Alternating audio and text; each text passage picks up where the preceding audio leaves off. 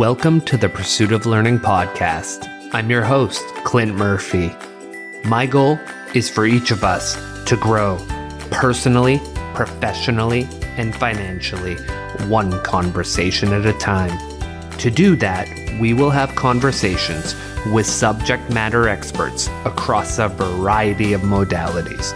My job as your host will be to dig out those golden nuggets of wisdom that will facilitate our growth. Join me on this pursuit. What if I told you the mindset that you need in order to practice and prepare is completely different than the mindset that you need in order to achieve at an optimal level when you're performing? In today's conversation with Brian Levenson, we talk about exactly that. The mental shifts that we need to make in order to thrive in preparation and in performance. I think that all of us can benefit by understanding the subtle shifts we need to make to optimize in all situations. I hope you enjoy this conversation as much as I did.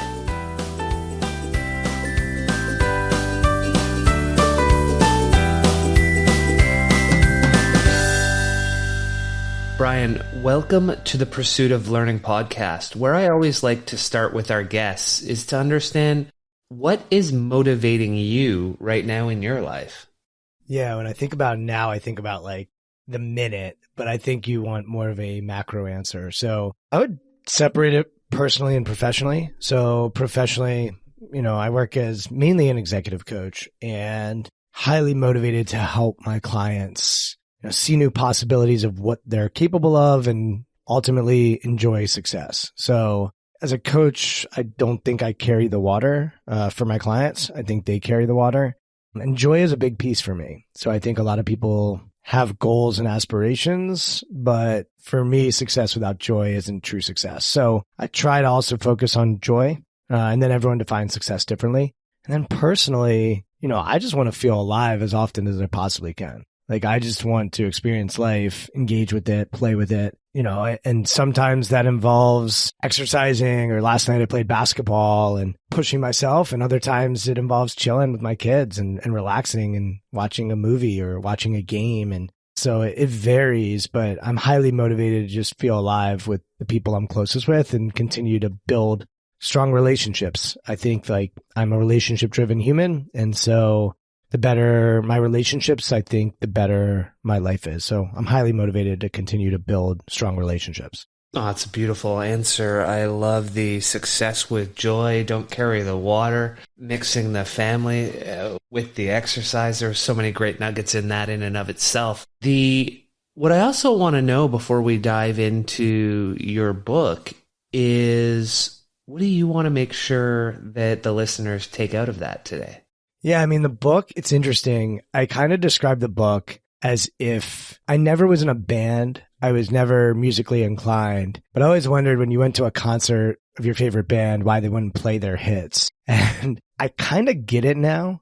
The book is 2 years old. And so you talk about it, and you evolve. And the book is 2 years old, but I spent 4 formal years working on the book, and then a whole bunch of years before that, before I knew I was going to write it, working on the content. So I would say what I want them to know is it doesn't have to resonate with you, and that's okay. There are going to be elements of the book that maybe you disagree with. That's okay. I don't think it's a Bible. I think it's where I would say I was, having worked mainly with athletes, and my background's in sports psychology before shifting to probably more corporate. I still do some work in sports and work with some sports teams and athletes, but the book was from 10 years of sort of being in the trenches with elite athletes and teams. And so it came from a sport perspective and a sport lens, but I wanted to write it for a broader audience. So I think it's important that people read it and really identify sort of how they think about their own preparation and their own performance. And I guess I would say, I think the framework, if they take away a framework and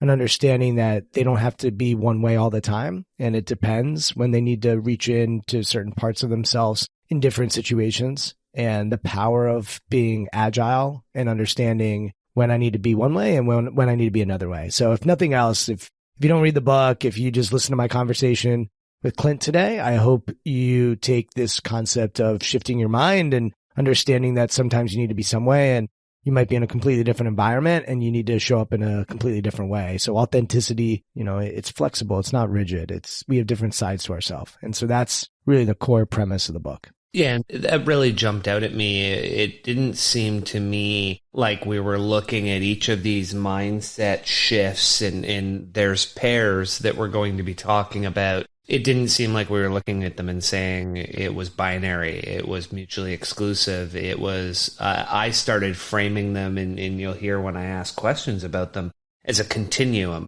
And it's, for this given situation, how do I get over to this side of the continuum? How do I get here? If I really focus in most of my life on humility, how do I make sure that when I get on the ice that I have arrogance? And we're going to dive deep into why we want arrogance when we're on the sport court. But that continuum aspect was a wonderful way to look at it. Yeah, it's interesting to use the word binary because when we first started out, we actually called them binaries. And we didn't feel like that did those shifts justice. And you hit the nail on the head. And I think some people see the word arrogant and get triggered right away. And it's like, arrogant, it's good. And they get off kilter. And I understand why that is. If you've ever worked for an arrogant boss or a jerk or someone who's arrogant all the time, they're not people that we often want to associate with or be around. And what I tried to really make clear in the book is the power of when and when we need to step into another side to ourselves. And a lot of us are afraid to do that for fear of judgment or embarrassment or shame. There's a lot we can lose when we step into these different sides to ourselves. So I think it's easier, it's safer often to just stay in one side of ourselves and just say, that's who I am. And for me and the clients I work with, we're trying to help them grow and learn and develop. And I find that growth and development often comes from tapping into different sides of them and understanding when they need to use those different sides. So yeah, that's really the premise of it. So I love that you read it and you understood that. I think some people don't. And so it's hard for me to explain it. I also think I was obsessed with this material for a long time. And I find anytime you get really into the weeds on certain material, it actually becomes harder and harder to teach it. It actually becomes like when we're a novice, it's way easier to teach things because we are just learning it. When we start to really understand something, it actually becomes way, way more difficult. So for me, if you add, the 4 years of working on it, the 2 years it's been out, so it's been like a 6-year journey with this concept. And I think when I first would explain it to people, they understood it better than they do today when I explain it. So it's helpful to have someone like you with fresh eyes share your perspective. So thank you for that. Oh, no worries. I love it. Let's get into it. And so you talked about that. You were working on the book for years, but also it came out of just the work you did for all the time leading up to it before you even thought of reading a book, because most of it comes from working with your clients. And what I read in there, and correct if I'm wrong on this, was that over time you had 3 foundations that formed the foundations for the book. One was what we think and when. And that dictates how far we can go, what we're capable of, and when it's time to deliver. The second was the preparation mind and the performance mind are not just different, they're often opposites. And I think that's one of the biggest takeaways we'll be able to share with people and have the conversation as we work through each one. And we need to practice the performance mind in order to leverage it when the time comes. Do you want to unpack those 3 wonders for people? Yeah, let's start with the first one. I mentioned earlier the power of when. And just as a framework or as a thesis, if you can understand that, if I can understand that concept of when, and I almost called the book When, and then Dan Pink, who I actually know and great guy, came out with a book called When, but his when was all about the time of day. Like, when do you need to do this and when do you need to do that? For me, when is about, hey, when do I need to show up this way and when do I need to show up that way? So if you can just start with that idea that I might need to be a different way in different environments, in different situations, in different circumstances. For example, if I was interviewing you, Clint, on my podcast, I would need to show up in a very different way than when you're interviewing me. And I actually had a debate with a friend of mine about this, but I really do think that's true. Like, you're having me on right now to learn about how I think, what I think, my book. I'm comfortable sharing that, but me sharing that in the way in which I do that is very different than if I were asking you questions and what would be needed to learn. And so let's just take learning and executing, and we'll get more into this when we think about preparation and performance. But preparation is all about learning. It's all about growing. It's all about getting better and improving. Performance is about execution. And most of the time, like, I need to execute. So if you can understand that, and that leads to the second one, which is these minds, the preparation mind and the performance mind, they're not just different, they're often opposite. It's counterintuitive, because if I spend so much time in my preparation mind learning, I've gotten reps. I've done that so many times that then when it's time to perform, and I love Carol Dweck's work on growth mindset and fixed mindset, and I would challenge it a bit. Like, I think when it's time to learn material for school, for example, I need to have a growth mindset. I need to learn more. I need to think like my intelligence can grow and it's not set. But when I'm actually taking the test, I would argue having a fixed mindset is helpful. And I don't even have this in the book, by the way, but I really believe, like, affirming myself. No, I've put in the work. I've learned all the material. I am smart. I am a great test taker. Those are massively important when I'm actually trying to execute something. And so from my perspective, what we often do is we overemphasize this preparation mind, because we do need to spend a lot more time in it. And we underemphasize what's necessary when you're actually executing. And we also don't practice the performance mind, which leads to the last point, which is, if we think about practice, and sports gets a lot of stuff wrong, but they actually get this right, they often will practice both of these. So they understand there's a time to learn and grow and develop. It could be watching film. It could be slowing down and going through a play and walking through it. It's trying to really learn what they're trying to do. And then they'll go live, or they'll put a minute on the clock and say, all right, it's the last minute of the game. We got to get a bucket. Or in ice hockey, like, I know you're Canadian, so we'll use hockey as an example. And I love hockey. All right, let's go and play a full game. Or let's play in soccer. They'll play small-sided games where they'll play like 3-on-3. Like, you need reps in the execution. And I think many of us don't practice that way. And so from my lens, one of the things, and I've talked to a lot of sports coaches about this, and it's changed a lot how they operate their practices. If we're overemphasizing the preparation mind or the performance mind in practice, we might be underutilizing the other. So a great practice involves reps in both. And we need to be intentional about making sure we spend time in that performance mind where we're executing, and there is something on the line, and there are consequences, and there's judgment, and there's evaluation. And then we need time to give people psychological safety to go and learn and grow and develop. And we need that in the preparation mind. So we really need both. And I find that we tend to overemphasize one of these. And generally speaking, people tend to overemphasize or overindex on the preparation mind more than the performance mind. And so as a hockey coach for 11-year-olds, so you hit the nail on the head. I'm looking at practice and I'm saying, hey, we're going to spend a lot of it learning basic skating skills. We're going to do some breakouts, some break-ins. And then what we're going to do is we're going to go down into the offensive zone and we're going to play a little 3-on-2. And you're going to practice what we just worked on in a live situation. That's taking most of the practice. We're really reinforcing that learning and growing, and then we're reinforcing it through performance in a live situation. Yeah, no, by the way, hockey, soccer, lacrosse, these are fast sports, and they're not going to have Coach Clint being able to break it down and slow them down when they're on the ice. You can bark whatever you want from the bench. The odds are they're going to have to go make a play. And, you can be barking whatever they're going to have to go figure it out. And so you want them to have reps figuring it out and executing and feeling what it's like to screw up when they missed a guy wide open or they missed an empty net or whatever it is, and learning from that after, right? So now let's come back. Let's get back in the preparation mind. Let's break down what happened there. And so it's a start stop of both of these. But you're right. They need to get reps performing without you.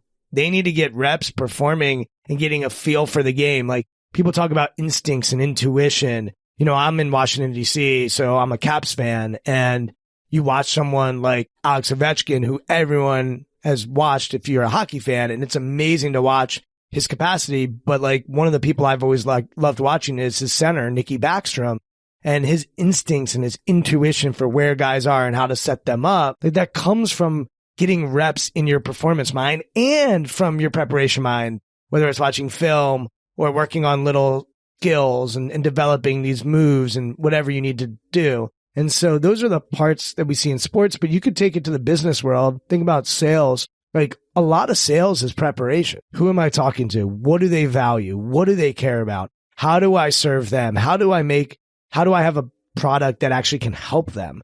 Like that's what sales is all about, understanding your client and having an offering that is actually something that will add value to them in some way. And we also need reps performing. And we know that. Like if you've ever worked in sales, you know, like, oh, I get better at this because I perform. Like my first sales job was cold calling. And I just got reps of executing over and over and over again. And to this day, those reps really helped me because I was in my performance mind. I was just trying to sell tickets and I was executing. I was talking to a stranger on the phone. I was getting hung up on and I was dealing with that emotionally, mentally, and we need both. And so it applies beyond sports. I don't think it applies to everything. There's probably some industries and there's some shifts that it doesn't apply to. But as a framework, I think it's pretty sound. I mean, when you think about it, because you bring me right back to a conversation I was having with a colleague yesterday. He was asking me how I balance my life with the podcast, family, other things I do on the side while being a CFO. And I've been in the same company now for 9 years. Most of my team's been there 9 or 10 years. And I said, well, take, for example, the cash flow. I look at that 10 months a year. The person so I've looked at it 80 to 90 times. The person who prepares it has done it 50 to 60. The person that reviews it after them has done it 100. The person after them has done it 90. By now, it should take me about 5 minutes to review. When I first started this job, that was a full day or two of work. And so the more reps you put into anything, the better you're going to get at it. Yeah, another shift that once again is not in the book, but so we had 9 that we ended up focusing on. I had a list of probably 35. It was definitely in the 30s. And when I say I mean, it came from my clients. Like I would ask them, hey, where do you need to be when you're preparing? Where do you need to be performing? And we'd literally make a list, which is where the book came from. It wasn't even just me. I would ask a golfer. I'd ask a basketball player. Then I'd work with a CFO. And then I'd work with all these different people. And I'd ask them, hey, where do you need to be? And I would learn that there'd be different shifts. So one of the ones that's not in the book that I feel pretty strongly about is I think we tend to make decisions from our head, our heart, or our gut. I think we tend to start from one of those places. And so for people that might lean more in, as a CFO, I would imagine your analysis, your ability to be in your head, to look at numbers and to make decisions based on data is probably pretty strong. And I would guess you often probably start there when it comes to a decision. The challenge is to get you also to think about, well, how does this impact people? And how can I connect with people? And that's the heart. And that's more of it's a different muscle than your head. And we need that when we're making a decision too. And then we also need our gut. Like, what's my instinct here? What do I feel would be the right thing for us? Which we also need. If it doesn't feel right, intuition's really, really important. And I'll bring that back to the context of the book. I think the head is so critical for preparation. So critical. Like, I need the data. Like, give me the analytics. Tell me where I need to be. Give me all the information I need. And then when it's time to actually execute, I think we need our gut. We need our body. And that's where you see elite performers, whether it's a musician or a stand-up comedian, or an actor, whoever you want to think of when you think of a performer. Like, they're not in their head. And if they say they're in their head, they'll say that's what leads to choking. That's what leads to them having paralysis, by analysis. And so we need our body when we're executing because we've done all the work in our head. And then the other piece that I probably don't hit on as much as I would have liked in the book is many of us work in teams, and the team is all about heart. It's all about connection. And so we often forget that piece to the puzzle as well. And so the heart, I don't think it fits neatly into the preparation or performance, but I think it does in practice. Like, if you're going to spend that much time with each other, you need to learn how to make each other better. You need to connect. And it's a combination often of our ability to analyze a room and see things, and also what we feel, our energy or our intuition that might live in the gut or sometimes in the heart. I know I'm getting a little woo-woo-y, but like that head, gut, heart thing for me as I've evolved helps me understand people better and helps me understand myself better. And I actually think it helps me understand this framework even better as well. Well, I don't think you're getting too woo on that one. And I think you covered a fair amount of that. And we'll talk through it in our conversation, because you have the idea of our instinct versus the analytical side, and then work versus play. And when I was reading that work versus play section, Brian, I actually took a photo of one of the pages about the benefits of joy at work and having that culture of play, because largely on my team, we have about 30 of us and we have that culture. And so I just sent that message I took a photo of half of the bottom of one page, top of the other page, and sent it to the managers on my team and said, hey guys, thanks for creating a culture where we have this. You guys do a great job of making sure it's not just work. It's a place where we like to be, we enjoy each other, we have joy, and we get shit done. And when you combine those two, it's huge. Hey, Clint, 2 things on that. I'm going to put my podcast hat on for a second in the interview. Yeah, go.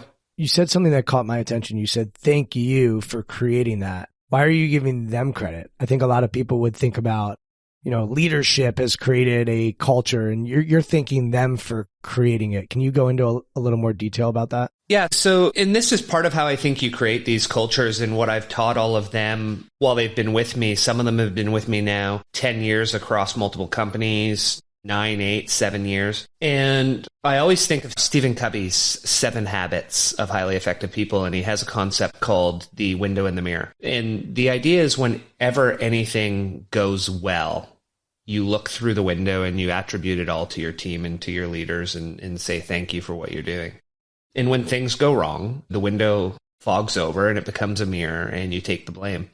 And so what I've always done with my team, and I recognize I have to have had a part in that, because you have tone from the top, and a couple colleagues emailed me and said, hey, we have this because you're a big part of it. You drive that. And so I appreciate that, but I can't do it alone. And so I've always lived that window in the mirror and try to do it as publicly as possible. So when the things do go wrong and it's the mirror, Brian, I send the email to my boss saying, hey, sorry for that screw up. It's on me.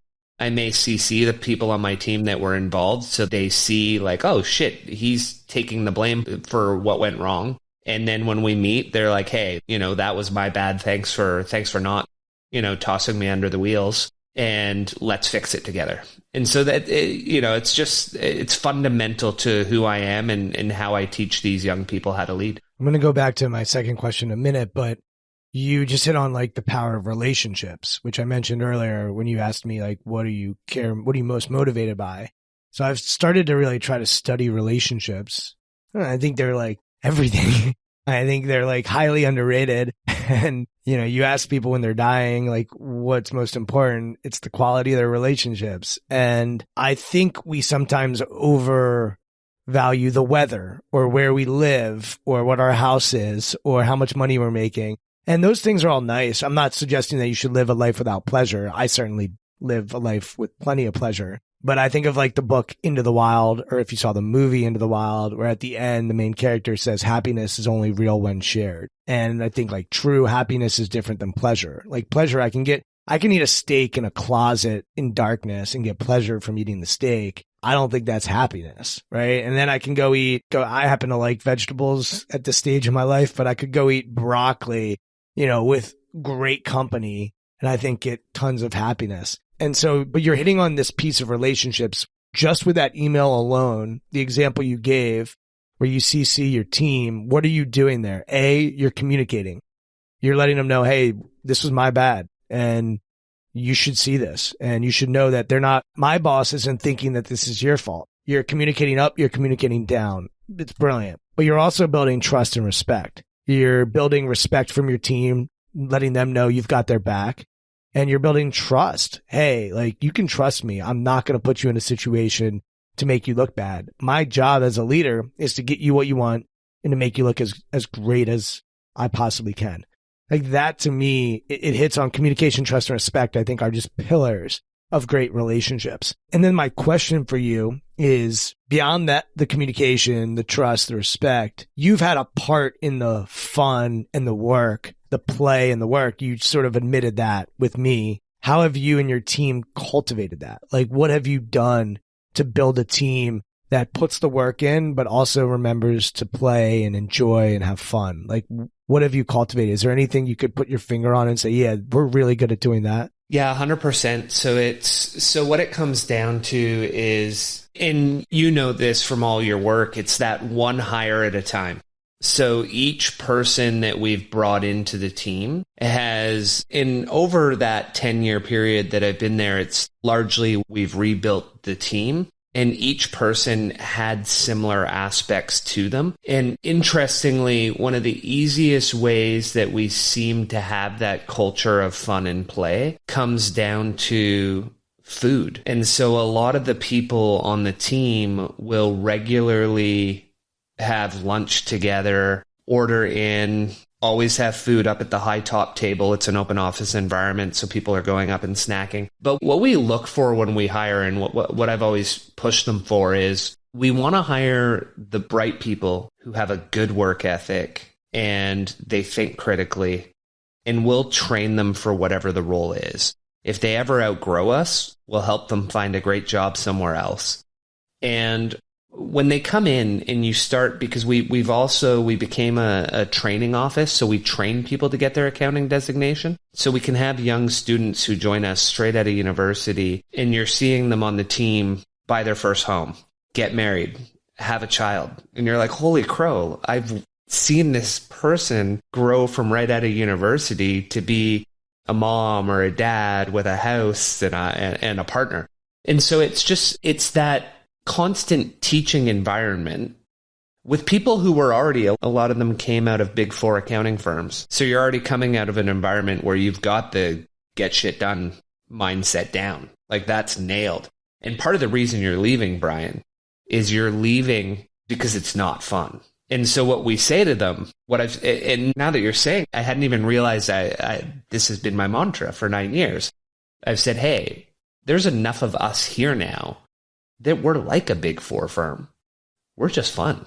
And that's always been the shift, because you're inviting them in to say, hey, if you want to have fun in the workplace and still get things done, because you've been doing it for a decade over at Deloitte or KPMG, or those are the two main ones that we have, come do it here.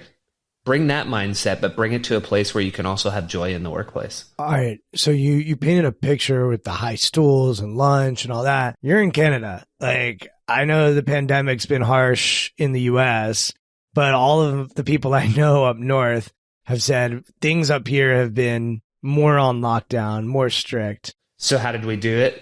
Yeah. How did you do it? What are you doing now? It looks like you're recording this. I don't think you're recording it from the office. No, but I'll go in after, because I'm 6. We started at 6:15 a.m., so I'll go in after. Yeah. So, like, what did you do during the pandemic? Are you back full in the office? Are people working remote? Like, these are the questions my clients are wrestling with every day, and I don't necessarily have an answer to it, but it sounds like a lot of the fun was based on human interaction and grabbing lunch and being together and, spending time together. So what was it like the last few years? And then what's it like now? Oh, yeah. I mean, the last few years were hard. And I think one of the first things, so when you get right down to that person element, for our team, there's a lot of openness, there's a lot of trust, and there's no, how would I describe, there's no levels. There's no, you can't say this to me because I'm the CFO.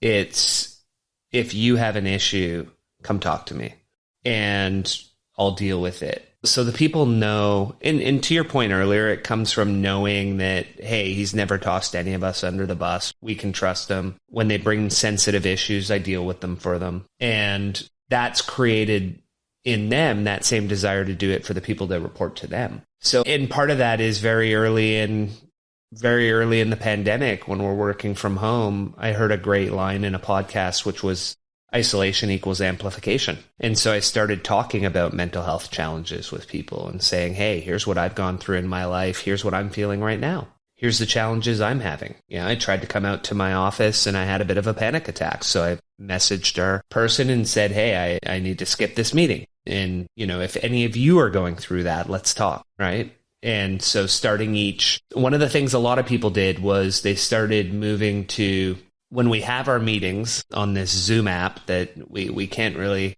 interact like we did, let's start with a check-in. And the check-in isn't, you nailed it earlier. The check-in isn't analytical. The check-in isn't instinctual. The check-in is what's happening for you in your life right now. What are the challenges you're facing? What's going well? What do you need help with? And so it was all hard. And we did that for, on and off for the last 2 years. And a lot of people in the room had been there for a long time and had that relationship. And I think we opened up with each other. When I first started talking about my mental health challenges, colleagues started reaching out and saying, hey, here's some of what I've dealt with. And thanks for creating an environment where we can talk about this. Yeah, it's safe. And vulnerability, like the research on it, backs up this notion that when leadership is able to be vulnerable, they're more likely to create a safe environment where other people feel safe and they're willing to take risks and they're willing to share.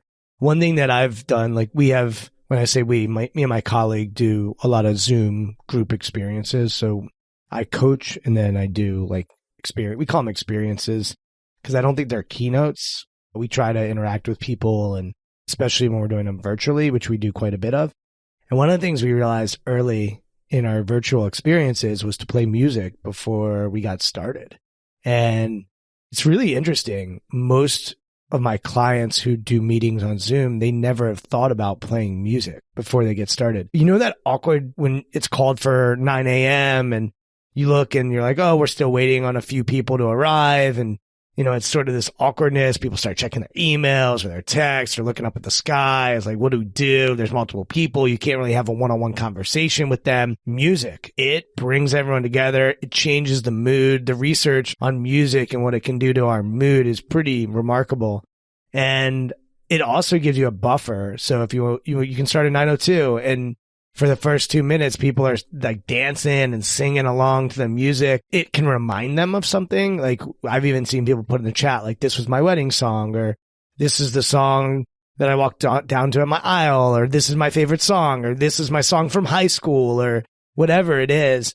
Music is a amazing enhancer to create a joyous environment. And, there's other things I talk about in the book, whether it's gratitude, or, the colors that you even have in your environment, body language, smiling. There's all these things that we can do to step into a joyous mind. But I think sometimes we take it for granted and we forget about it, especially in the work environment. And so we can literally prime ourselves to be in a better state just by playing some upbeat music, right before a meeting. And honestly, if you take the first 2 minutes of your meeting to listen to music, your people they're going to be grateful for that. It's not like you need those 2 minutes in the meeting. And so, yeah, a lot of my clients have started to do it, especially when it's virtual and you need that juice. You need that connection. Even when we started today, it was kind of awkward, right? Before we started recording, I got on, I was 2 minutes late because I couldn't find the link and I was struggling. And I got on here and you're like, all right, we ready to roll? It's an awkward transition. And it's way different than if you were to enter a conference room. We've been doing that for so long. We know how to do that. We know how to enter a conference room and shake hands and kiss babies and, sort of get settled in. But the Zoom, it's like, you're on. Hey, the lights are on. It's time to perform. And it's awkward because a lot of times we're not actually going to jump right in. There's this awkwardness. So music's been a pretty cool primer that I've seen work really well. I'll start to add a little clip in so that when people jump in the room, we've got music going and it's like, hey, welcome. Hope you like this song. No, that's a good idea. So let's see that shift. You went from the shift from the guest to the interview. That was well done. Well played. The good demonstration. So let's get back to, and I realize I may not have actually said the book name out loud yet. So we're talking about Shift Your Mind, and people can tell that we've been talking about shifting our mind on a continuum throughout the conversation. And the first continuum that I want to talk to you about is humility and arrogance. And I really enjoyed this one. There was a lot of takeaways. And the quote I'd love to share and then dive deeper on was, I argue that you don't have to choose between arrogance and humility. They are both useful mindsets. When the lights are on, choose arrogance, but when the arena empties, bring back the humility. The key is to learn when and how to shift from one to the other. Yeah, I mean, sports, you can really see this sometimes outwardly, but it doesn't have to be outward arrogance. It can be inner arrogance. And I think that's the piece, once again, that's really important. So what is inner arrogance? It's this unshakable belief that you're the right person for the job. It's this unshakable belief or this revealing to yourself that you're capable of even more than maybe what you're thinking of. A lot of times we don't even know we can do things. Like I have a trainer. I worked out with him this morning. Like there were things that I didn't think I could do that I just said, F it, I'm going to go for it. And I'm trying to just make it happen. And sometimes I am amazed at what I'm capable of doing. And so we need this unshakable or exaggerated sense of our abilities or even our importance when we're doing certain things. And a lot of people, including myself, struggle with feeling like an imposter at times. And I think there are a couple of ways to handle that. One is to say, all right, cool. Like, I feel like I'm an imposter. Just acknowledge it. And two, be like, well, I've felt like an imposter before and still gotten some amazing results. And so I'm just going to go for it. And I think a lot of us hold ourselves back because we listen to that imposter tell us that we're not good enough or we're not capable of it, rather than just saying, well, let's just exaggerate what I'm capable of in this moment. And obviously, I'm not saying you should commit fraud or do something illegal or be a jackass. And in sports, sometimes you can see people flex. You can see people talk in the third person. We can watch that. We can observe it. Like, I'm a big football fan. It's amazing to watch football players on Sunday because if they don't have that arrogance, they're going to get hit in the mouth. And there's going to be consequences to not having that. And I've talked to a number of football players, and a lot of them will talk about the tunnel. And how that tunnel for them, when they go from their cleats hitting concrete to their cleats hitting the grass, is a trigger point for them where they'll shift and they'll be like, all right, now, like I'm a warrior. And you'll hear them use almost military or war terms because they need to have this unshakable belief. Because I don't know if you've ever been on a football field with pro athletes or even college athletes, but they are big, strong dudes and it is fast. And you need to have a sense of self that is really, really high. And then when it's over, that's where you need to go back, break down the film, ask people for advice. How could I get better? How could I improve? That's where we need modesty. That's where we need to have a low estimate of what we're capable of or how important we are. And so that shift to me is like critical for the book.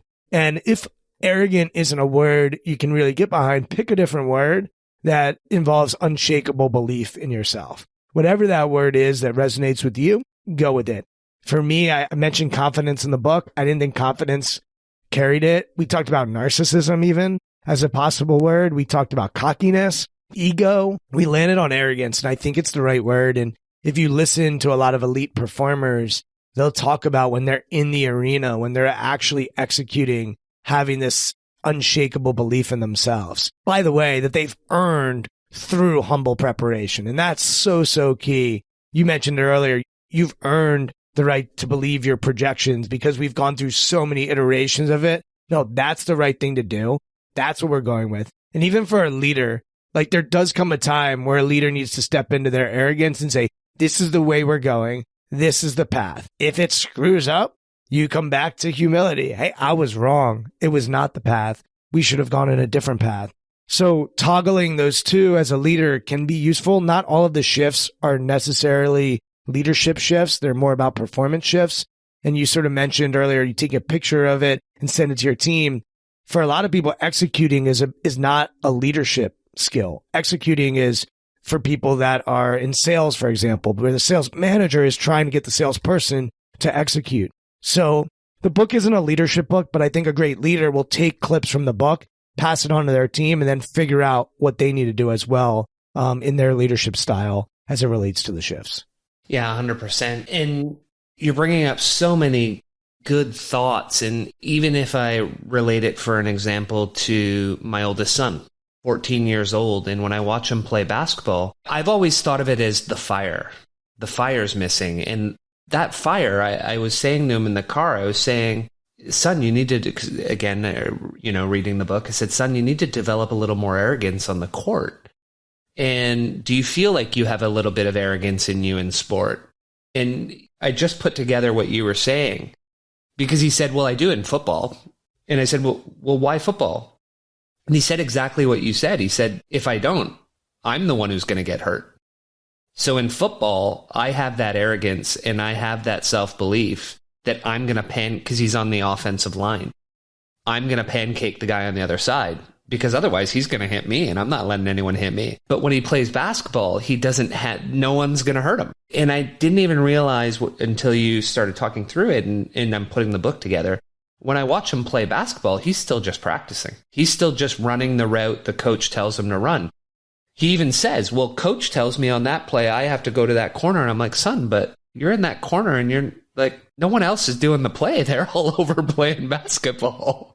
Like, so how do you get them when there's no threat of injury, Brian? How do you get a kid to say, hey, you need to want the ball in your hand. And if the play's broken up, you just got to play basketball. And even like take it even higher level. We've all had an NBA team in our city where you look at the Vince Carter, you look at the Kobe.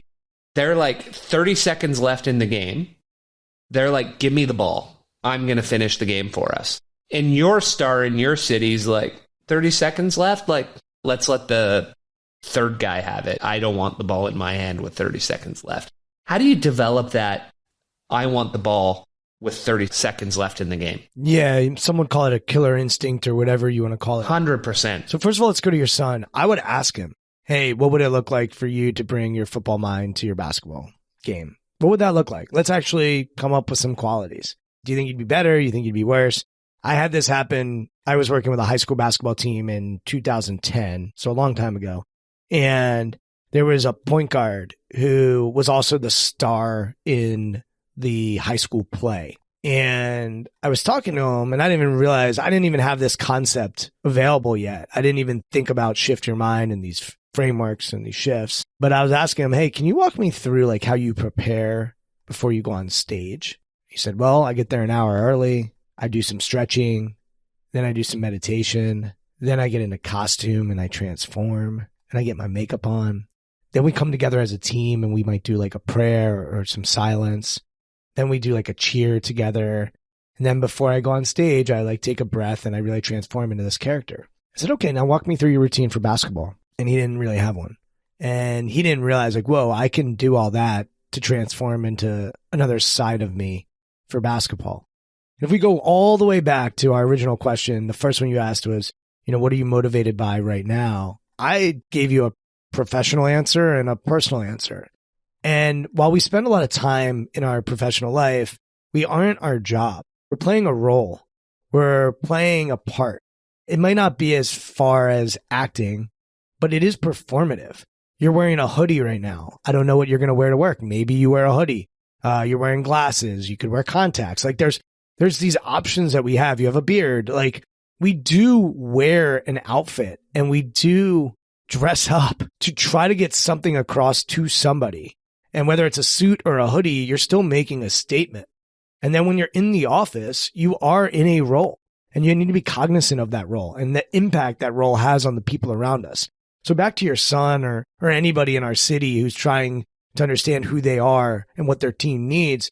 Like what Kobe Bryant needed when he was playing with Shaquille O'Neal is very different than what Kobe Bryant needed when he was playing with Pau Gasol. And Kobe would even admit early in his life, he made mistakes as a leader because he only had one way that he knew how to lead, which was a dog.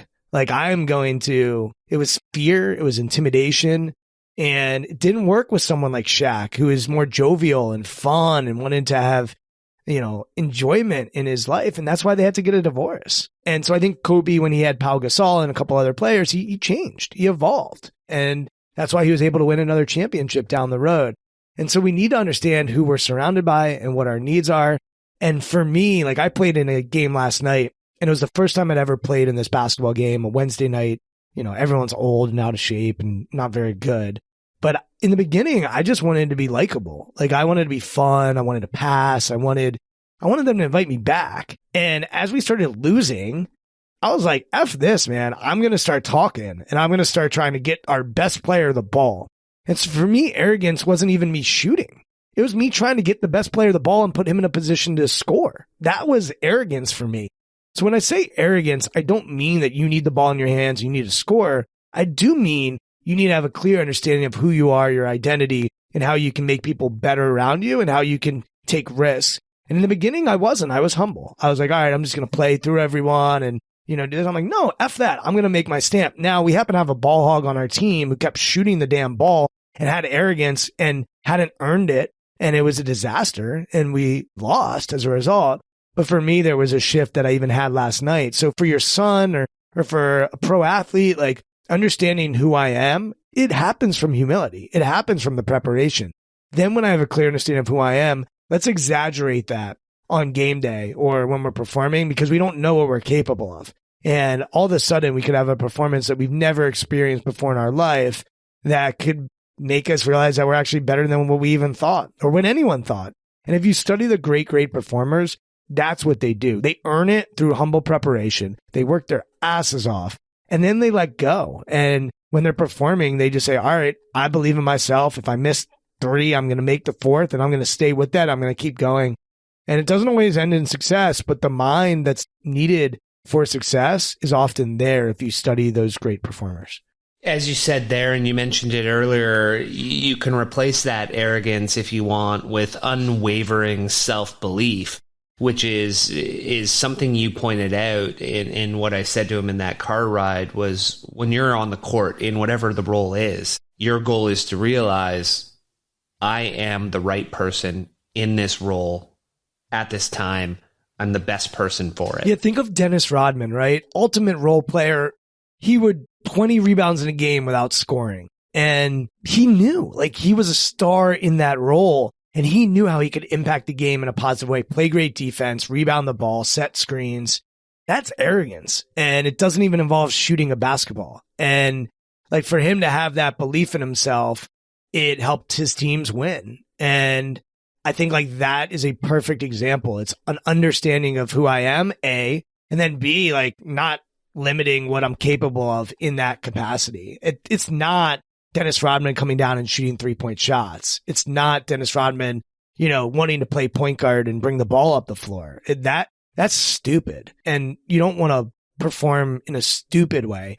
But arrogance is just a focus on how I'm important, how I can impact people. And there's all kinds of different ways to be able to do that. So we'll shift, pun intended, over to the next mindset. And you've hit on a bunch of it already with how you've said how hard these people work at what they're doing. And so I'll read a quote there, and then I'll add a second part to the question, tying into, I think, part of what you talked about with Kobe. So the first quote is, all the superb performers you investigated had practiced intensively, had studied with devoted teachers, and had been supported enthusiastically by their families throughout their developing years. Consistently and overwhelmingly, the evidence showed that experts are always made, not born. So that was a quote from someone's study, I believe. And the second part was, and this is on the work and play continuum.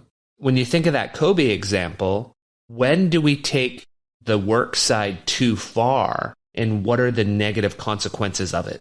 So the first part came from Benjamin Bloom, he studied what contributed to talent development in children. And the way he went about doing that was examining 120 elite performers.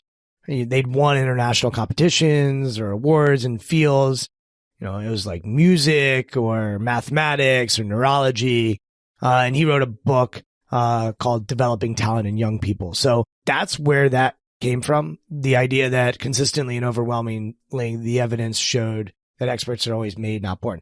I have a bone to pick with anyone who says always. I don't love the word always, but Bloom's point is that nobody comes out of the womb great. Like we all have to put the work in. And I think there is truth to that. And having 2 kids myself, you can see it. Like they're born with gifts and it's up to them and it's up to their parents to help them nurture their nature. And so I really believe like all of us have some gifts inside of us that whether that comes from birth or from when we're 1 year old or 2 years old, as a parent, my job is how can I nurture my kid's nature? And so I really, really do believe that. And the best way we can nurture nature is through work, right? It's through this idea of earning and challenging ourselves and growing. And you won't find an elite performer who hasn't put the work in. And so we need it. It's essential. And I almost think of it like it's a job. Like you have a job. We all have jobs. You need to work at it. You need to treat it like a job. And then, as we've talked about quite a bit on this podcast, knowing when we need rest. And I think it was Brad Stulberg and Steve Magnus, their book Peak Performance, where they talked about stress plus rest equals growth. And so that formula has really stuck with me. And so work can also be rest. I don't think like that is going against the paradigm. Like if you think about work, I was with a client yesterday who's in a sprint, it's a tech company and they are launching and they're in full sprint mode. And we're like, okay, in the next 6 months, you're in sprint mode. And then you're probably going to need some rest. You're going to need a 2-week vacation. And that rest is where creativity can come. That rest is where a vision can come or brilliant ideas. And so that can be work as well. Like that is needed. I think about my sleep. Like it takes work for me to fall asleep. Like I need to create some conditions to do that. So but when I think about work, it does involve like an intentional desire to do something that is going to help me improve or grow. And sometimes it's hard and sometimes it's difficult and sometimes it's challenging. There's plenty of athlete stories that we could give you that put in the work. Your question about like, when do we take it too far?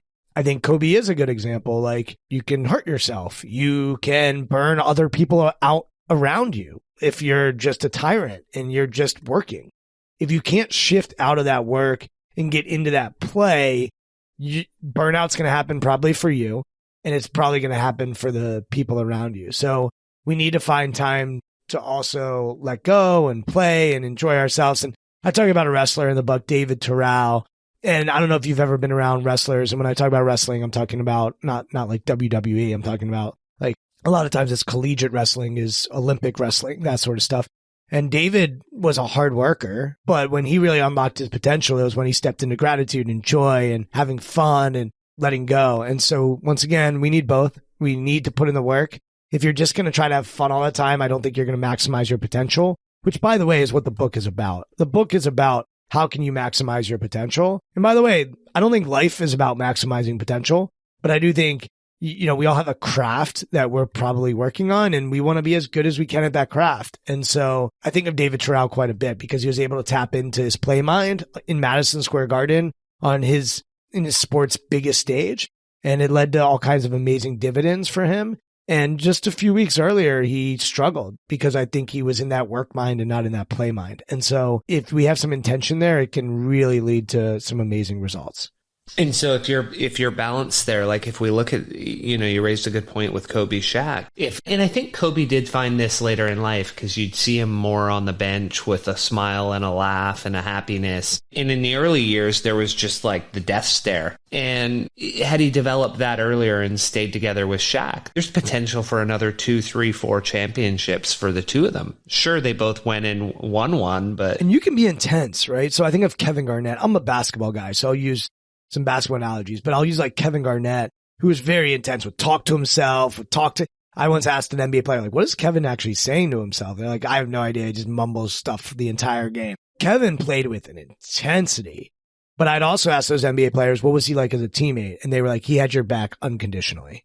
And he would put his arm around you and you knew he had your back.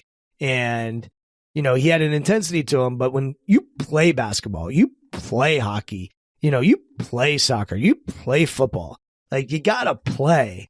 And, he had a smoothness to him and a fluidness to him. And, you'd watch him. He'd love the game. He was passionate about the game, all aspects of it. I loved watching him. And he had a great quote where they asked him, like, what does he want to achieve in his career? He said, if by the end of the career, I'm known as the greatest teammate ever, that would be pretty cool. And I think about that. Like, how often do we think about being a great teammate? And for him to say that as one of the best power forwards to ever play the game, 7'1", long, skilled, just a supremely talented player who worked his ass off as well. For him to focus on being a great teammate, I always thought that was pretty cool. And for a lot of these players, one of the things that you talk about and that you see, because everyone knows about Kobe's workouts and how he'd start an hour and a half earlier than people so you could get 1 extra workout a day equals 7 extra workouts a week and 400 by the time he's done a year. And one of the things that you talk about on the next mindset is, well, you've got your perfectionists who are trying to get like every ounce of win they can. And I always think of Team Garmin when they had that 1% rule of let's make every little thing 1% better and it'll all add up. And we're contrasting that with being adaptable, which seems so far apart to me. And your friend Alan Stein Jr. had a quote that you had in the book, which was great. So I'd love to share that quote and then get you to dive into this mindset shift. Are the habits you have today on par with the dreams you have for tomorrow? Having a dream is easy. Building perfectionist habits that move you toward that dream is hard, but letting go of that perfection when you need to in performance can be really hard. Yeah. And if I think about my clients, this is one that really trips them up. The amount of pro athletes I've worked with that would say I'm a perfectionist, almost all of them. And I think in order to get to the highest levels, you need to have a demand of the highest standard. And that is what perfectionism is. I have a demand that's the highest standard. And of course, there are pro athletes who are just blessed with amazing physique or skill or whatever it might be and athleticism and can skate by. But most of them have this demand for the highest standard of excellence. You know, and you think about a shooter in basketball, like they get so many reps and they're just trying to keep that elbow in, snap their wrist, and they're doing that over and over again. Think about a sport like swimming, and they're trying to perfect that stroke. Katie Ledecky comes to mind, like every single time. You think of a sport like tennis. We just had two of the greatest tennis players of all time retire, and Serena and Roger Federer. Like they have to perfect that stroke every single time. And they can't bring that perfectionism to the tennis court, to the swimming pool, or to the basketball court. Because if they do, they're not going to adjust. If the team's double teaming them, maybe they just need to pass and they need to be agile. You know, in swimming's a little different as far as adaptability because the conditions are usually the same, but maybe they're in China or maybe the pool is just a little bit different than what they're used to. Or like Michael Phelps would always say, or maybe my goggles would fall off when I'm swimming. So he would actually prepare for his goggles to fall off and perfect that so that he could adjust when he was in the pool. Or if we're talking about tennis, like Serena was even talking about at the US Open, like, yeah, of course, I'm Serena. Like, I'm going to play well and I'm going to adjust. And maybe the crowd is behind her completely and she needs to deal with the environment that's different than what it normally is. Or maybe you twist an ankle. And I love watching, like, back in the day, Isaiah Thomas, when he played on the Detroit Pistons, was playing in the playoffs and had like a 25-point fourth quarter on one leg.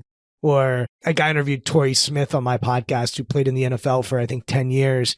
And he played in a game the night before his brother was killed.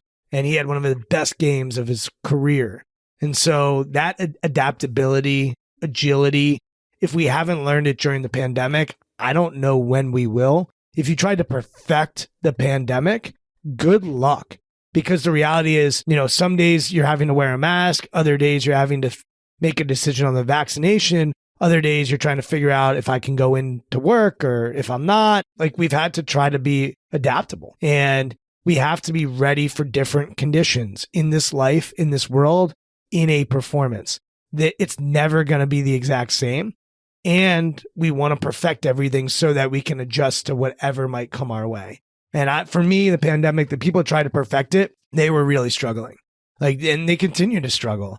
The people that are agile and adaptable and are trying to take things as they come and make the decisions that they feel are best for them, they're the ones that are thriving. And so it's been a bit of a performance going through this pandemic. We've had to just execute and find a way. And we weren't prepared. None of us were. Our governments weren't prepared. And we're reaping the consequences for that too. There may not have been enough perfection in the preparation for a pandemic. So those are things I think about quite a bit. And when you think about the perfection as an athlete, it borders almost on for a lot of them, and even for leaders, it starts to border almost on obsession. What happens as an athlete and as a leader when you take perfectionism too far, even into the game? Yeah, I think of perfectionism as being very narrow. I'm going to execute this thing. I'm going to try to master this. I'm going to zoom in and have this demand and this standard. So Alan, you mentioned like he was a strength coach. So he's trying to perfect with someone's body and get them to exactly where they need to be. And a lot of times leaders need to be broad in their thinking. They can't be narrow. And you have to think about the vision, the consequences. How is this going to impact our team? If we have a board, how's the board going to respond to this? If we're a publicly traded company, there's more that goes into that. Like there's all these different factors that go into decisions. It's very rarely just one thing that we need to perfect. If we're trying to perfect this one thing, we miss all these other elements. Also, perfection can lead to paralysis. All right, it's not good enough. We never actually shoot our shot. We never actually execute. And so think of an email. I was talking to a client about this recently. If you're trying to perfect that email and it's sitting in your inbox for 5 days and there's a deadline and it's time consuming, like I got an email that came in this morning that basically said, hey, I know it's short notice, but I need something by tomorrow morning. Like if I try to perfect my response to that, it's probably not going to be effective. So I need to be adaptable. I need to figure out, all right, what ways can I respond to this email in an effective way and be able to adjust and deal with the condition that's right in front of me. So I think sometimes if we stay in that perfectionistic mindset, we narrow our lens, we narrow our focus, and we can't see a broader picture, and we never actually go for it. We never actually execute. And that's a lot of times worse than actually doing it and making the mistake. Which is what we also, and it's a great point because we often hear that with entrepreneurs or businesses where you say, hey, perfectionism is failure to launch. At the end of the day, we've got to launch and then we'll fix it. Which brings you up to the adaptability because you have to be able to launch, get the feedback, and then fix it. And so for our listeners who've never heard of it, you even talk about, I believe it's the Air Force who has the VUCA method, which is adaptability on steroids. Do you want to share a bit about what that looks like, Brian, and how you or I could use that in our everyday life? Yeah, and actually who I really study is the Blue Angels who fly.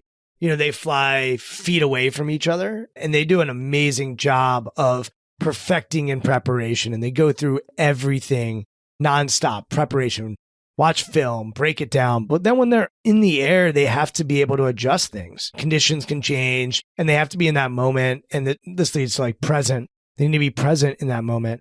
But VUCA is this idea. It's volatility, uncertainty, complexity, and ambiguity. And this notion that our environments are open and that they're changing and they're evolving. And we love to think that we control so much of our life, but the reality is that there's all this uncertainty and ambiguity and complexity that we're going to have to deal with.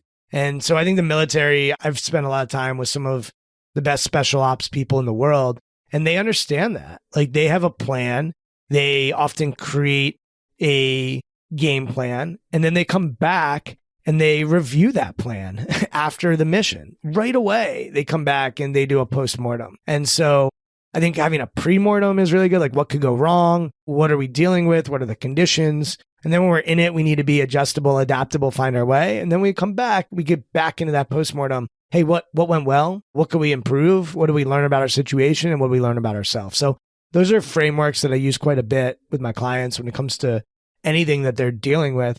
But yeah, VUCA is kind of a cool term just because it speaks to the idea of what we were talking about earlier with the pandemic. Like there's always going to be this uncertainty and complexity, and we have to be comfortable in that mess. And we have to be able to reflect in that mess after it happens. And can you list those questions you ask yourself in your postmortem or that you suggest your clients ask? Because I think there was 4 questions, and I had read a book and had a guest on last week, and they had 3 of those questions because there was a specific golfer who asks himself at the end of every round 3 of those 4 questions. Yeah, and I'll admit, I'm not like a big intellectual property guy. I think everything that I talk about here has been borrowed in some component to someone else previously. I kind of think like anything in the psychology space is being stolen at some point and just reinvented. So I'm not going to claim this as mine. I probably learned it from someone somewhere along the way. But I call it the WILL method, W-I. That's right, the WILL method. Yeah, W-I-L-L. And so the W stands for what went well. So that's our W as well. I think it's always important to think about, what are we good at? Like, what's going great? Improve. Like, we all can improve. So that's the I. Where do we need to improve? And then there's 2 L's. And what I've learned along my journey is like, it's important to learn about your environment or your situation or your team. And so the first L is, hey, what do we learn about our situation or our environment or our ecosystem or our opponents, whatever it might be? It's important to think about, something greater than ourself in that reflection. And then it's important to come back to ourself. What did I learn about myself? And I think that one is where a lot of people don't spend time thinking about, well, what did I learn about my team or my org, or what did I learn about myself? Like a lot of times we'd say, what did you do well? What do you need to improve? Okay, cool. But learning is the whole point. And you go back to that preparation mind. That's where it's like, hey, what did I learn about myself? And what did I learn about my situation? And I find a lot of people don't actually take the time to think about, what did I learn about myself? They really don't. I don't always think about, how did I grow and how did I learn about myself? But that's kind of, you're the constant. Like, you're the constant in all the environments you're in.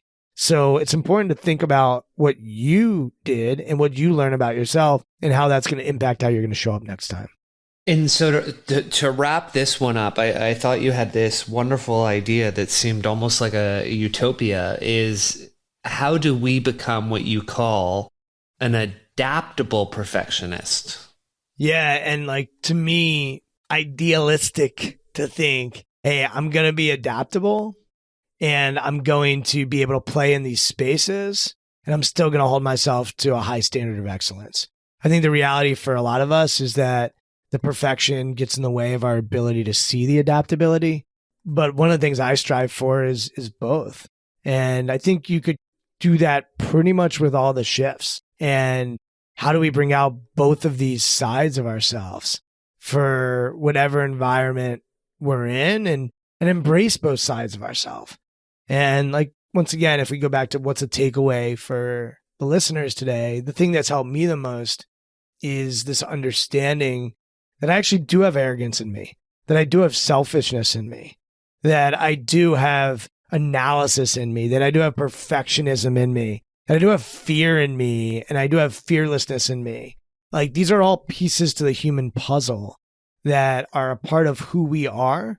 And rather than ignore them or sweep them under the rug or get frustrated by them, find out when you can use them at the right time. And that is really how I think about the entire book. And so a couple last mindset shifts. We'll go through 2 and then there's plenty more in the book that people can buy and read, which I highly recommend. For the next one, you talked about this at the start, was this idea of head versus gut, and you called it analysis and instinct. And a line in it that jumped out at me was, while analysis is a friend when you're preparing, it can be an enemy when you're performing. What did you mean by that, Brian? Yeah, we go to that paralysis by analysis. That's where it really can be an enemy. So I mentioned like zooming in and zooming out earlier as well. Like when you're doing it, I define analysis as just a detailed examination of whatever elements or structures of something, typically for the desire to discuss or interpret. And so if I think about finance, for example, like we want to do a detailed examination of what's going on. We want to know exactly where we stand. We need cash flow. We need to understand projections. All these things are just critical to a company's well-being. And that to me is way more preparation. And then there does come a time where a leader needs to step into instinct, which is like this natural or innate impulse or inclination or tendency that we've felt. And it's more of a feeling than a thinking. I think the head often is thinking and the gut or the instinct is feeling. And if you just turn off one of those, I think you're going to miss a big part of life and a big part of performance. And so, like I talk about another athlete who actually performs without their contacts.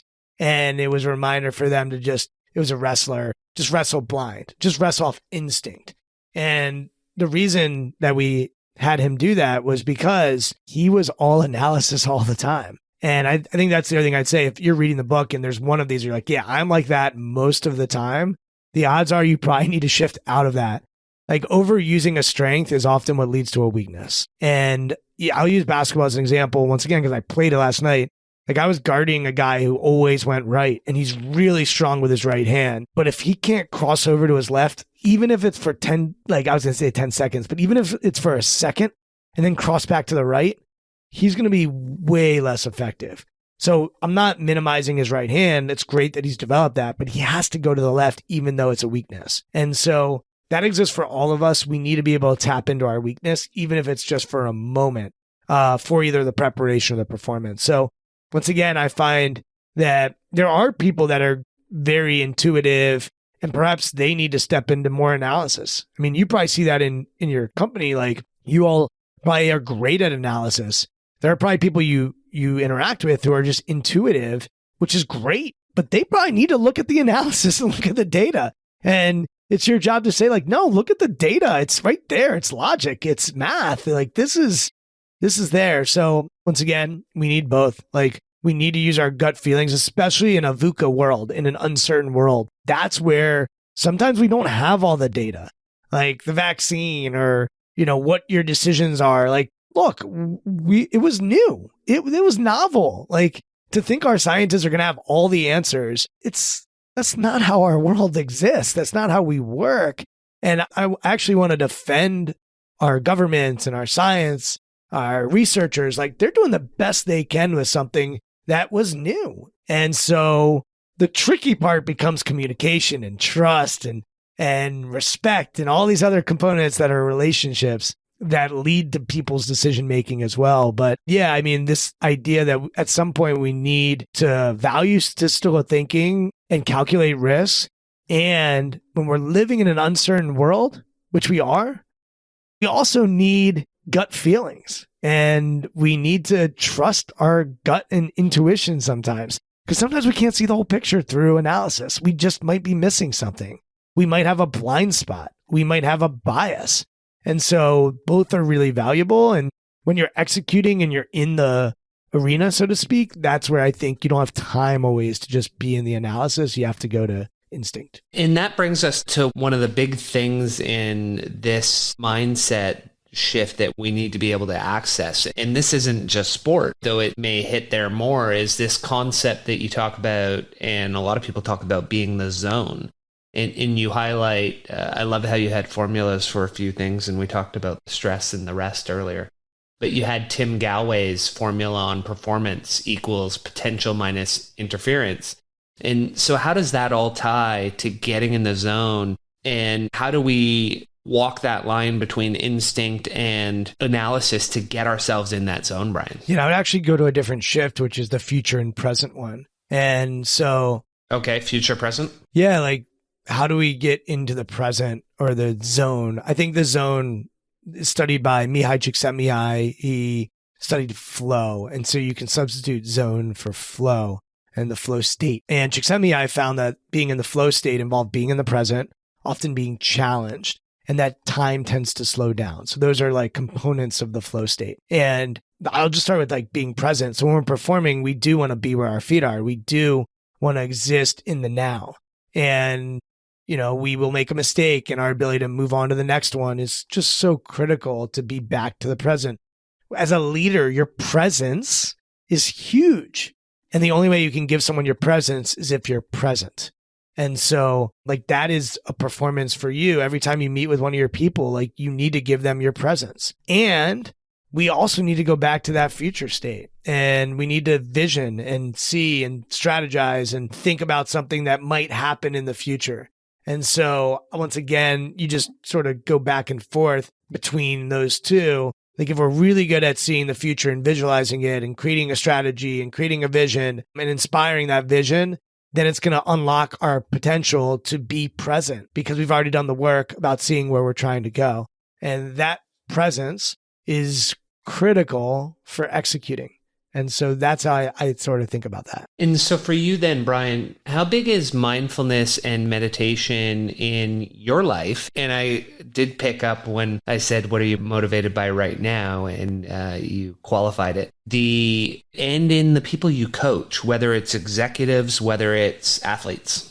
I've gone through meditation practices throughout my life. I've done transcendental meditation. I've done just body meditation, breath work. Where I'm at right now with it is focusing more on mindfulness than meditation. And my distinction there is I think of meditation almost as the tool, the how to train yourself to be more present. It's a practice, a meditation practice or a yoga practice. And while that has been valuable for me at other points in my life, I had like an awakening when I used to go to my basement. I would exercise and I'd sit in like a small kind of darkish room. And sometimes I'd play like some chill music. Other times I would just be with myself.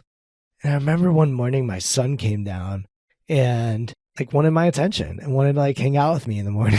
I was like, I'm meditating. And I don't know why, but after that, I reflected on it and I go, the whole purpose of the meditation is so I can be present for the people that I care most about. And I care a lot about my son.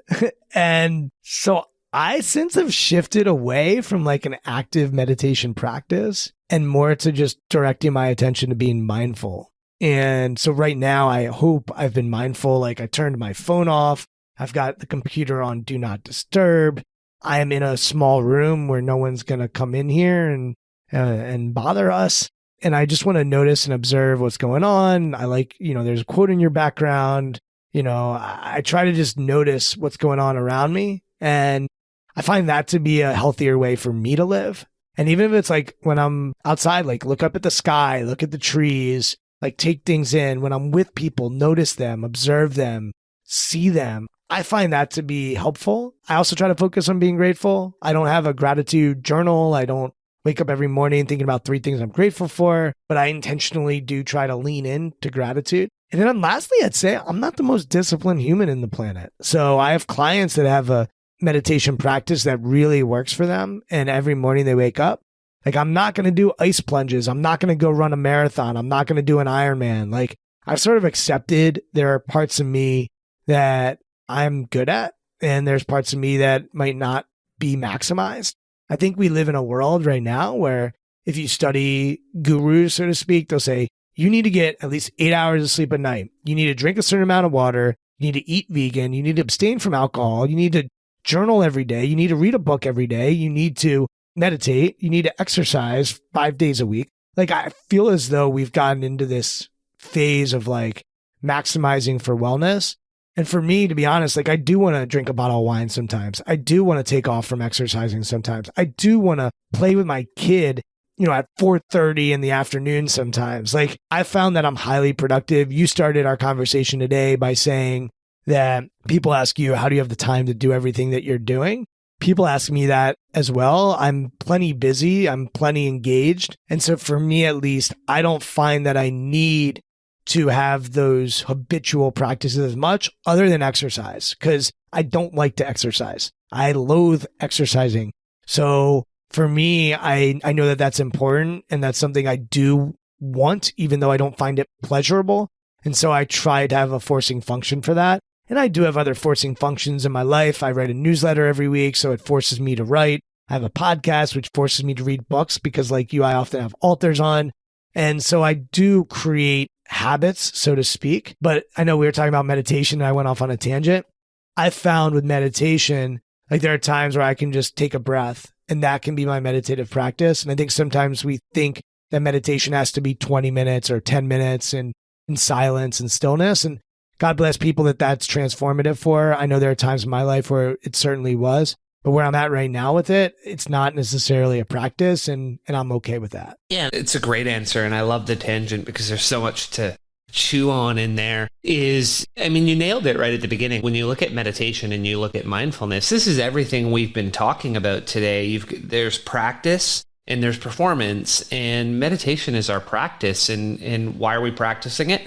So that we can be mindful. And for our listeners, if you're trying to differentiate the two with mindfulness, I like to use the definition of paying attention to the present moment on purpose, without judgment. Try not to judge yourself because we tend to do that too much. And so it's a great point that you don't want the meditation to get in the way of being able to be present with your family. To your point about the gurus, at the end of the day, if you actually slept 8 hours a day and then tried to do everything that they tell you you're supposed to do, it's almost impossible. I mean, that would be the unhappiest existence I could ever live, because every minute of your day would be scripted. And then you'd be like, well, wait, I actually have to go do my job. Like, how's this possible? I had a woman on my podcast who's in the wellness health space, and we were talking about this, and she said, you need to know who you are. So for me, I need sleep. Like, I do need sleep. I do not function well when I'm not getting my sleep. My wife needs exercise. And so she will wake up at 5:30 in the morning and she will exercise. And so for me, if I'm choosing between sleep and exercise, I probably am going to choose sleep. And, I think in our society, we often think that person's lazy, but I think that's bullshit. Like, no, that's what I need to be well that day. And, some nights I get to bed late and I need to sleep a little bit longer so I can function better. Some nights she gets to bed late and needs to still wake up at 5:30 and exercise to be at her best. And so the one thing I'll sort of close with on my end is I don't think this book is going to be like, oh, I need to just follow all 9 of these shifts. I think that would be a mistake. Don't do that. What I would say is find 3 that are important for you. Then maybe if you could lean into those, they would help you grow in some capacity. That to me is success. And so I didn't write them by saying these are the 9 shifts.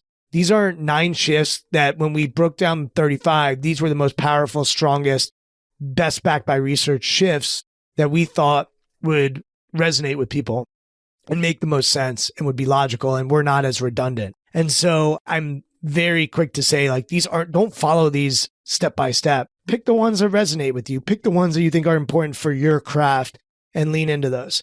And I think we can do the same thing. Like, I actually do drink a lot of water during the day. I actually do like to eat clean during the week. Like, there are things that I'm doing in my life that I think make me better, and I try to lean into those. But I think we need to have some grace for ourselves if we're not doing all the things that are healthy for us.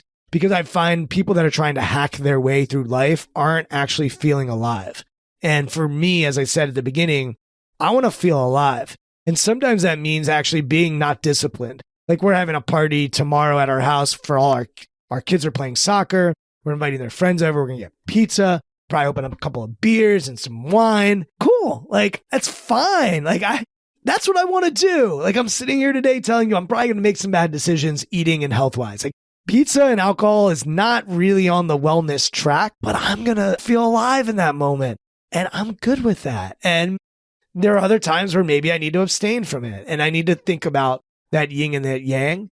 And so I'm still figuring this stuff out too, but that's where I'm at right now with it. Well, that's the play side. You do the work, you got to have the play too. All work and no play is no fun at all.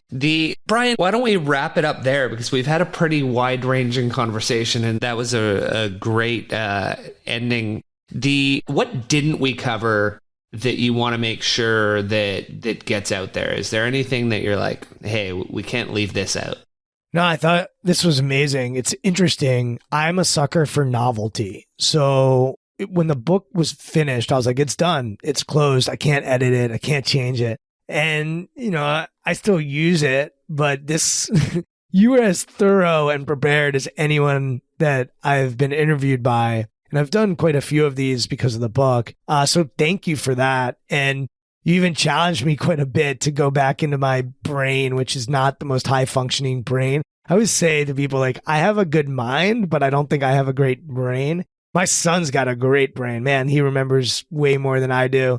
We're big, like, football fans. So he'll be like, do you remember last year when our team won this? I'm like, I have no recollection of that. So my recall is just atrocious. And so you challenged me. I'm getting worse at that, Brian. I totally hear you. Like, I can't remember anything anymore. And I joke because there are all these people that are like memory teachers and they're like, I can teach you to win a memory competition. And I'm like, yeah, but you're assuming that I'm going to remember what you taught me. Like, I'm not going to remember the memory tricks and tools that you're telling me. So this has been a challenging conversation for me and made me sort of go back into the database, so to speak, and still teach this stuff. But I will say, like, I'm very proud of the book. Like, I'm excited that it resonated with you. Like, hearing you take a picture and sharing it with your people, like, lights me up. That's the whole idea of writing a book, is that it gets shared with as many people as possible. And I think, for the first few months, you're on like a mission to try to get the book into as many hands as possible. And I've sort of lost some of that. So this was really re-energizing for me 2 years out of just reminding myself that, yeah, this book is important and it's valuable to people. And that makes me feel fulfilled. And fulfillment was the one thing we didn't talk about in the beginning as far as like what motivates me. A lot of my life is trying to feel a sense of fulfillment. And I think that that's a big piece for me. And I tend to go toward things that give me fulfillment. And I tend to run away from things that don't. And so this was a very fulfilling and meaningful conversation. And so thank you for all your preparation. It really means a lot to me. Thanks, Brian. I appreciate that. And where can our listeners find you?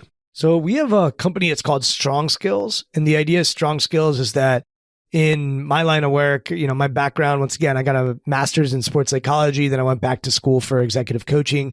So in our world, the stuff like communication and emotional intelligence and leadership and teamwork are often called soft skills. And our company is on a mission to change how people even use those skills and think about them. And we think they should be called strong skills because we think that those are the skills that actually make people strong.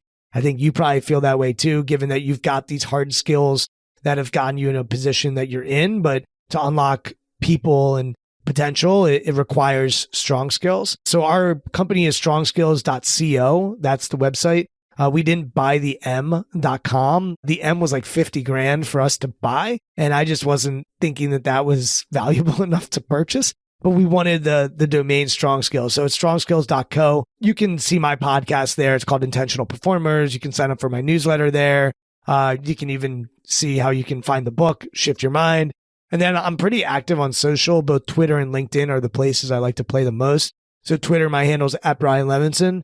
And if you're interested in connecting on LinkedIn, I like to connect with people there as well. Brian Levenson on LinkedIn as well. Perfect. We'll get all of that in the show notes. And yeah, it's been an absolute pleasure talking to you today. Great book to read. And thank you for joining me. Thanks, Clint.